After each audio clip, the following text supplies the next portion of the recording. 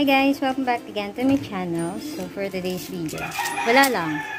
share ko lang sa inyo yung paninda ko. So yung paninda natin.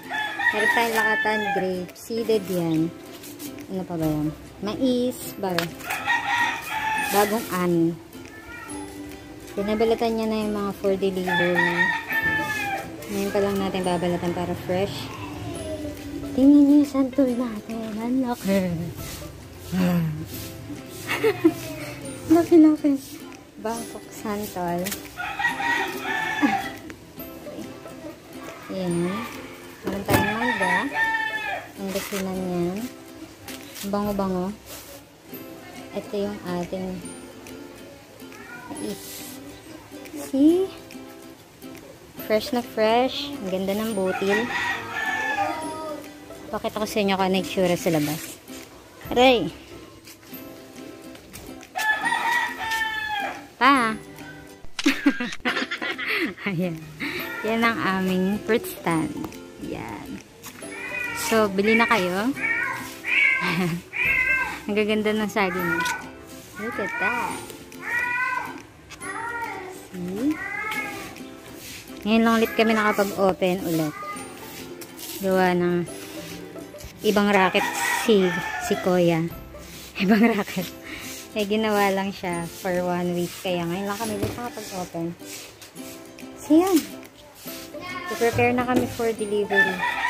Good news, may bumili na ng dalawang mangga. Dalawang piraso. Bakit? At least mayroong bumili, diba? Late na kasi kami nakapagbukas, 7:30 na. Pero ang madami ako ay for delivery. Kaya prepare muna kami. Habang siya nagbabalot at nagbabalat. Ako naman maglilista. At sasagot ng mga inquiries. Yes, inquiries. Kasi marami nag-chat na magpapadeliver.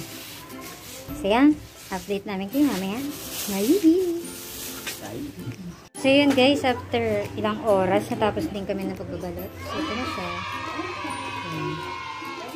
Ito na yung for delivery na to. Lalarga na si Son, yung asawa ko para i-deliver ko sa inyo. Thank you sa inyong lahat. So yan, dito sa tindahan, ito na lang siya. Maubos na yung ating saging, 1 kilo na lang. Ating mais, konti na lang. Marami pang mangga. So yan. Meron pa tayo niyan. Okay. Let's go, deliver na. Thank you po.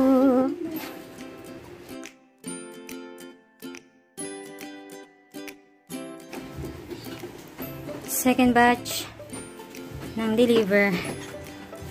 Ang init. Ayan, punong-puno siya mga kaibigan. Meron pa dun sa tawag dyan, GB box, tsaka dito sa bag. And then ang kalat. Tapos ito na lang yung tira. Yung tira natin sa apple, 3 pieces na lang yun. Ito na lang sa santol. And then mangga. Mais, konti na lang. Siguro mga 3 kilos na lang yun. 3, 4. So, yan. Pawis. Pawis is real. Grabe. Init.